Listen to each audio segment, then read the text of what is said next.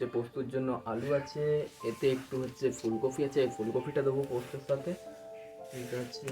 আর এখানে আছে বেগুন ভাজার জন্য বেগুন ভাজা, আর টমেটোর হচ্ছে মানে চাটনির জন্য টমেটো আছে, আলু ভাজা আছে।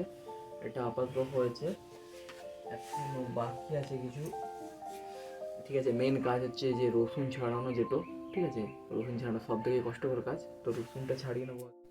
হ্যালো বন্ধুরা, কেমন আছো? তো আজকে ভিডিওর ভয়েসদাতা আমি। এই চ্যানেলে তোমাদের স্বাগত জানাচ্ছি। আজকে অনেক কাজ নিয়ে এসেছি তোমাদের দিদিভাইয়ের চ্যানেলে, কারণ আজ তোমাদের দিদিভাইয়ের জন্মদিন। প্রথমে ভেবেছিলাম সব কাজগুলো নিজে হাতেই সারবো, কিন্তু তারপর ভেবে দেখলাম না, এই কাজ আমার কম্য না।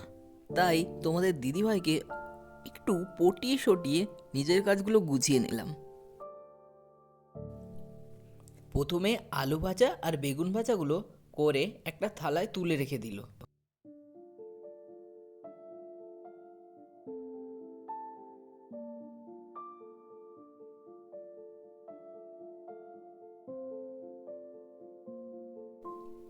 তারপর তেলটা গরম করে তাতে আলু আর ফুলকপিগুলো তুলে ভেজে নিল ভালো করে পোস্তর জন্য।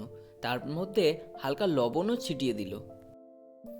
তারপর দেখলাম পায়েসের জন্য আতপ চালে একটু ঘি মাখিয়ে রেখে দিল। এদিকে দেখতে পাচ্ছ পোস্তটা হয়ে এসেছে, তাই পোস্তটা ওর মধ্যে দিয়ে ভালো করে একটু নাড়িয়ে নিলাম। তারপর একটু সর্ষের তেল দিয়ে ওটাকে নামিয়ে নেব।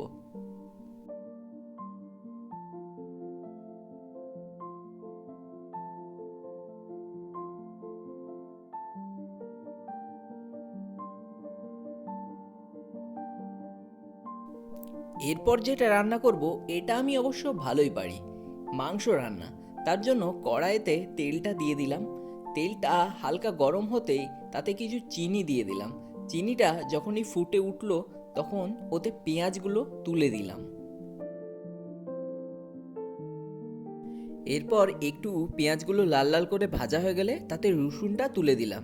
রসুনটা তারপর ওর সাথে ভালো করে নেড়ে একটু ভেজে নেব।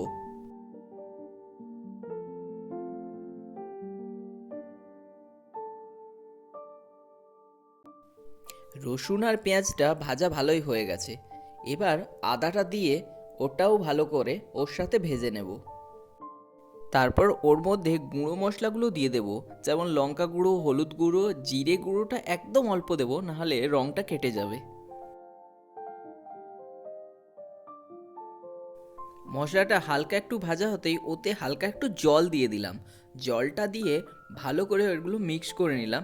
মিক্স করে নিয়ে ওটা পুরোটাই একটু ফুটতে দিয়ে দেবো, যাতে জলটা পুরোটা মরে যায়।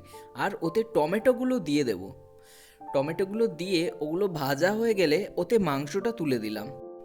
মাংসটা প্রথমে ভালো করে কষে নিয়েছিলাম, তারপর হালকা একটু জল দিয়ে তারপর ধনেপাতা দিয়ে নামিয়ে নিয়েছি। এদিকে তোমাদের দিদি পায়েসটা রান্না করে নিয়েছে। তো এখন দেখতেই পাচ্ছ বাদরেগাল খেতে বসে পড়েছে।